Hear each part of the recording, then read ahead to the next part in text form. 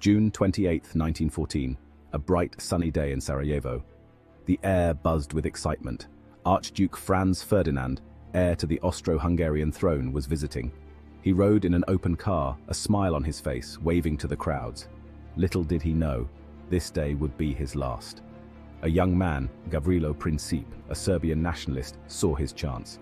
He pulled out a pistol and fired. The shots echoed through the streets, throwing the joyous atmosphere into chaos. The Archduke and his wife Sophie were fatally wounded. Their deaths sent shockwaves across Europe. This was no ordinary assassination. It was a spark that ignited a powder keg. The Austro-Hungarian Empire, furious and grieving, blamed Serbia for the assassination. They issued an ultimatum, a list of demands so harsh that Serbia could not possibly accept them all. The world watched and waited, holding its breath. Would diplomacy prevail, or would this be the start of something far more sinister? Europe in 1914 was a web of alliances, a complex network of treaties and agreements. These alliances, meant to deter aggression, ironically, made war more likely. Like a house of cards, one wrong move could bring the whole structure crashing down. Germany, a rising power, stood firmly behind Austria-Hungary. Russia, bound by a sense of Slavic brotherhood, pledged support to Serbia. France, still smarting from their defeat in the Franco-Prussian War, was allied with Russia. And Great Britain, wary of German ambitions, was obligated to defend Belgium's neutrality. When Austria-Hungary declared war on Serbia on July 28, 1914, the dominoes began to fall. Russia mobilized its troops in support of Serbia. Germany, fearing a two-front war, declared war on Russia and then on France. When German troops marched through Belgium, violating its neutrality, Great Britain declared war on Germany. The Great War, a conflict that would engulf the world, had begun. The summer of 1914 was a time of naive optimism. Most believed the war would be over by Christmas. They imagined glorious charges, cavalry sweeping across battlefields. They could not have been more wrong. This war would be unlike any other, a brutal, industrialized conflict that would scar a generation. The German Schlieffen Plan, a lightning attack through Belgium to knock France out of the war, quickly bogged down. The French and British armies fought back with unexpected ferocity. The war on the Western Front settled into a deadly stalemate, a brutal war of attrition fought from trenches that stretched for hundreds of miles. On the Eastern Front, vast armies clashed across the plains of Eastern Europe. Russia, despite its size and manpower, was hampered by poor leadership and inadequate supplies. Germany and Austria-Hungary inflicted heavy losses on the Russian army, but they too paid a heavy price in blood and treasure. The Battle of the Somme, fought between July and November 1916, remains one of the most horrific battles in human history. It was meant to be a decisive breakthrough, a joint British and French offensive to break the German lines. Instead, it became a symbol of the war's futility and brutality. On the first day, the British army suffered nearly 60,000 casualties, the bloodiest day in British military history. The German defences, protected by deep dugouts and machine guns, proved almost impregnable. Wave after wave of British soldiers, advancing across no man's land, were mowed down. The fighting raged for months, a relentless back and forth across a landscape churned into a muddy quagmire by artillery fire. The gains, when they came, were measured in yards, bought at a terrible cost in human life. The Somme became a byword for the horrors of war, a place where hope and dreams died in the mud. While the British and French were locked in a death struggle on the Somme, the Germans launched their own offensive at Verdun, a fortress city in northeastern France. Their goal was to bleed the French white, to inflict such heavy casualties that they would collapse. The battle for Verdun raged for 10 long months, from February to December 1916. The Germans, under the command of General Erich von Falkenhayn, unleashed a storm of artillery fire, turning the battlefield into a desolate moonscape. The French, determined to hold on to Verdun at all costs, fought with incredible tenacity. The battle became a symbol of French resistance, a desperate struggle for survival against overwhelming odds. Both sides suffered horrendous casualties, with estimates ranging from 700,000 to nearly 1 million men killed or wounded. Verdun, like the Somme, became a haunting reminder of the war's terrible toll. The human cost of the war is best understood through the words of those who experienced it firsthand. Soldiers, in their letters and diaries, painted vivid pictures of life in the trenches, of the horrors they witnessed and the comradeship they shared.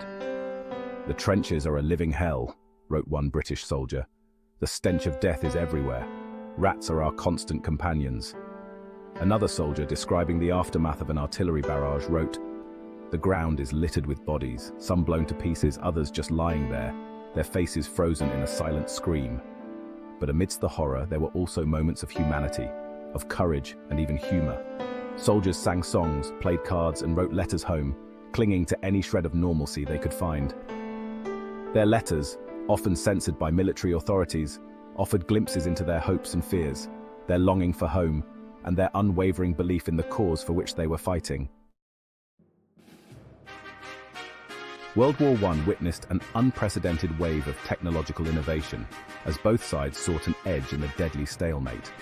New weapons of war emerged, transforming the battlefield and forever altering the nature of warfare. The machine gun, already a deadly weapon, became even more lethal, capable of mowing down entire advancing units. Artillery, once used primarily for bombardment, became increasingly accurate and deadly, transforming the battlefield into a churned-up wasteland. Poison gas, a terrifying new weapon, was first used by the Germans in 1915, causing widespread panic and horrific casualties. Perhaps the most iconic technological innovation of the war was the tank. First deployed by the British in 1916, tanks were initially slow and unreliable, but they represented a new hope, a way to break the deadlock of trench warfare. As the war progressed, tanks became faster, more reliable, and more deadly, paving the way for the mechanized warfare of the future. Section 8. The Armistice, a fragile peace. By 1918, after 4 long years of war, all sides were exhausted, millions lay dead, economies were shattered, and the will to fight had dwindled. The German offensive of spring 1918, their last desperate gamble, had failed. The arrival of fresh American troops on the Western Front tipped the balance in favor of the Allies. On November 11th, 1918, at 11 o'clock in the morning, the guns finally fell silent. The armistice, signed in a railway carriage in the forest of Compiègne, brought an end to the fighting. The world rejoiced, but the peace was a fragile one, built on the ruins of a shattered world. Section 9. The Treaty of Versailles, Seeds of Future Conflict. In 1919, the victorious Allied powers met in Paris to hammer out the terms of the peace. The Treaty of Versailles, signed with Germany on June 28, 1919, was meant to ensure a lasting peace. Instead, it sowed the seeds of future conflict. The treaty, heavily influenced by French desires for revenge and British concerns about German naval power, imposed harsh penalties on Germany. Germany was forced to accept responsibility for the war, cede territory, disarm, and pay massive reparations. These punitive measures crippled the German economy and fueled resentment among the German population. The Treaty of Versailles, while officially ending the war, failed to address the underlying causes of the conflict. The resentment and instability it created would have far-reaching consequences, contributing to the rise of nationalism, fascism, and ultimately the outbreak of World War II. Section 10. The Legacy of the Great War. The Great War left an indelible mark on the world. It shattered empires, redrew Europe, and ushered in social, political, and technological upheaval. The war's human cost is almost incomprehensible. Over 16 million died, and millions were wounded, many scarred for life. Women who filled vital roles demanded greater rights and opportunities. The war's legacy continues to shape our world today. It shattered the old order and gave rise to new ideologies and movements. Section 11. Lest we forget. The words "lest we forget" are etched on countless war memorials around the world, a poignant reminder of the sacrifices made by those who fought and died in the Great War. It is a call to remember, not just the battles and the dates, but the human stories, the courage, the sacrifice, and the enduring legacy of this world-changing conflict. As we commemorate the centenary of the Great War, it is more important than ever to remember the lessons of the past. The world today faces new challenges, new threats, and new sources of conflict.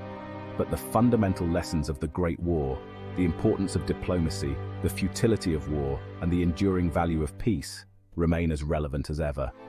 Lest we forget the sacrifices made, lest we forget the lessons learned, and lest we forget the enduring human cost of war.